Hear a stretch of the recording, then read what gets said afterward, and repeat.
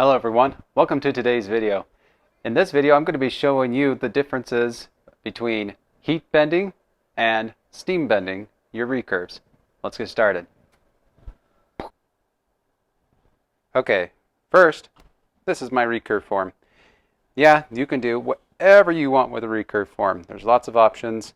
I found that mine started slipping, so I put this in here. Other option would be to cut into here a little bit and have kind of a notch. But in general, whatever radius you feel comfortable with, aggressive, less aggressive, whatever you'd like.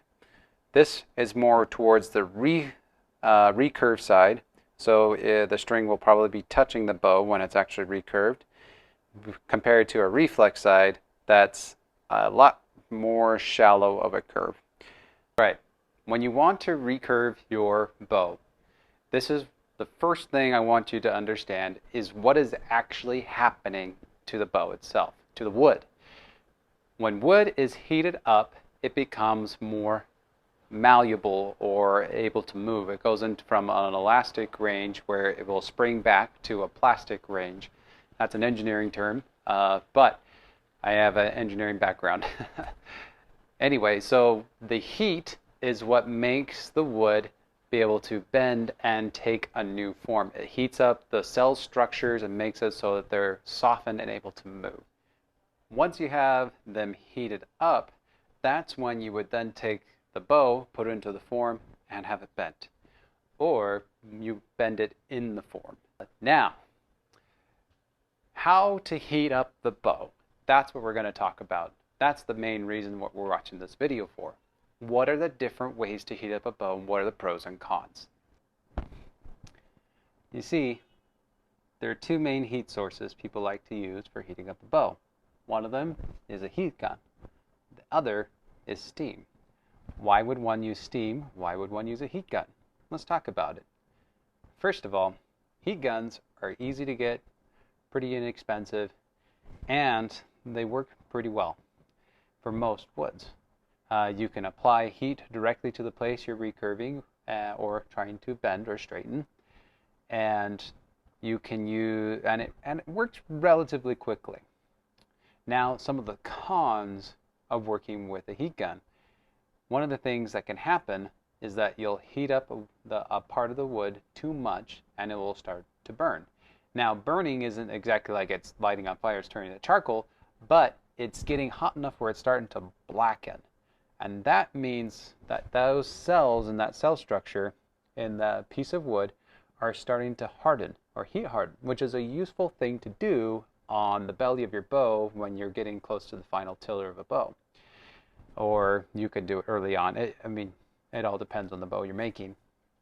Whitewoods do particularly well when they're heat hardened or heat tempered. That way the wood doesn't compress as much because the fibers are stiffer. But if that heat transfers enough to get onto the back of the bow, that's when things start having problems, because you don't want your back to be stiff. You want your back to be very flexible and able to take the form really well. So that's one of the probably the biggest cons, is that you're heating up the bow, but it can get too hot. And too hot just means you're going to damage your bow. And that can be a huge heartache for I've had it happen to me where I've damaged a bow and you spent all this time making a bow and you're just like, either I have to cut the tips off or just start brand new. And that really sucks. This is why I usually choose to do steam. Now, steam is another form of heat. However, the steam will only get to a certain temperature. Once water boils at 100 degrees Celsius, the water doesn't go up in temperature. The steam is a little hotter than that, but it doesn't get hotter. That's the thing. A heat gun can vary in temperatures depending on the kind of heat gun that you have, and it can become really hot to the point where you're burning the wood, or it just not hot enough where you're making very little progress, if any at all. So steam is another heat source that doesn't burn the bow. So I could leave this thing steaming for 30, 40, an hour, 3 hours, doesn't matter as much. because the wood is the only thing that happens to the wood when you're steaming it is it does dry out. If you're in a humid climate, that can be a problem. If you're in a dry climate like I am here in Utah, then it doesn't really matter too much. You're not adding moisture into the bow, which you're putting steam on it. It kind of is counterintuitive, but the heat just draws the water out. And that's the same for doing a heat gun as well. So we're going to go ahead and steam bend this side and heat bend the other side and do a comparison. See how long it takes and see which one is better for maple. Here's my steam bending form. I just have a dryer duct vent. I cap one end with some aluminum foil.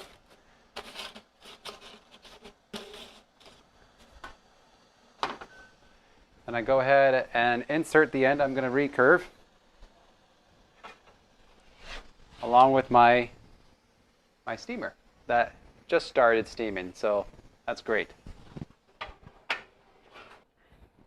Now what I like to do is I like to put one cloth underneath and as many as can fit on top to try to plug it up.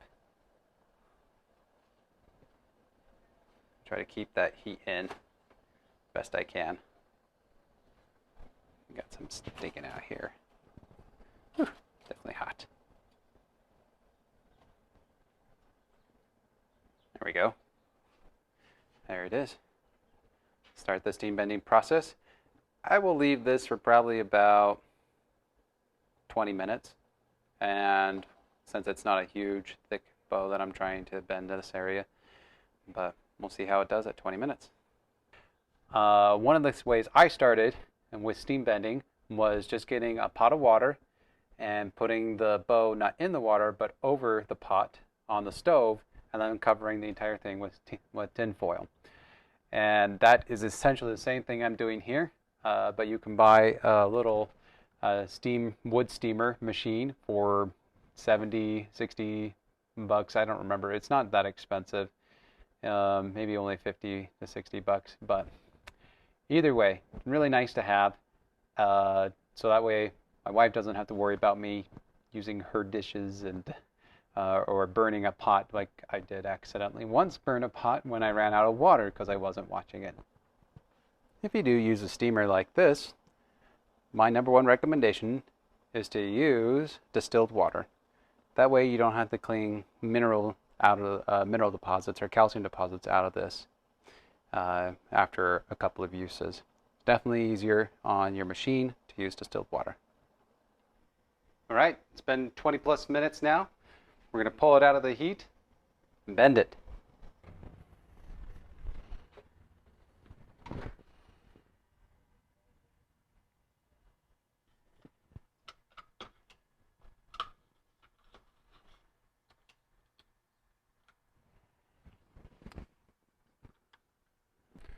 Now that we got it in this position, we're going to wait, let it cool down. Once the wood is cooled, it will then go back into that state where it's in an elastic range instead of the plastic range where it will deform. The steam did a pretty good job of getting that bend in. Now, I think it's time to go ahead and try the heat gun. All right, when you're recurving, something I like to do is just add a weight to the other tip. That way I'm not putting any force on the bow. It just has a natural, constant force being added to it. And that will just help it recurve into that naturally as the wood gives. Down here with the heat, it will pull. If you're doing it forcefully, that's when you're going to more likely get cracking.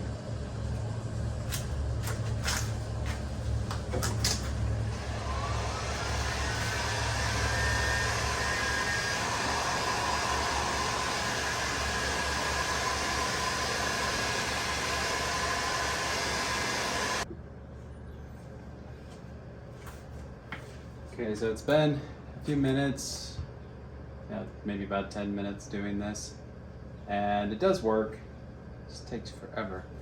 Anyway, so as far as heat, using a heat gun versus using steam goes, I think I really do prefer steam overall because I set it up in the steamer, forget about it for 20 minutes, come back and get the instant bend. Whereas when you're doing the heat, you're constantly working at it, going back and forth, and you're doing that for 20-30 minutes instead. And there's always the potential that you're going to burn the wood. And in certain spots that's okay, but let's take a look here and see what happens. All right, as you can see, when we do the heat, there's the potential of burning the back. And that's more just the heat that gets caught underneath the wood in my form. And then also you can burn the belly. And whenever you burn the wood becomes more brittle and stiff. And that can be really great for the belly of the bow eventually, but for the back, you want it to be very pliable. So that's bad. And I would say, if I had more patience and was just more even with my heat, then yeah, using the heat gun is just fine. In general though, I really like using steam.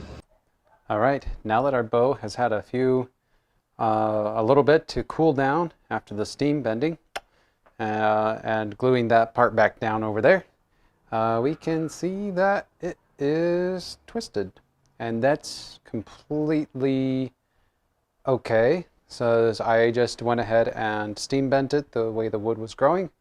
So what we're going to do is, steam bending is probably my favorite way to get such an aggressive recurve into here, but using a heat gun is my favorite way of doing a correction. So I don't want to lose this recurve, but I do want to pull it back. So we're going to use a heat gun, clamp, and torque it to the left so we can get this to align. And then you got to keep moving the heat gun. Whatever you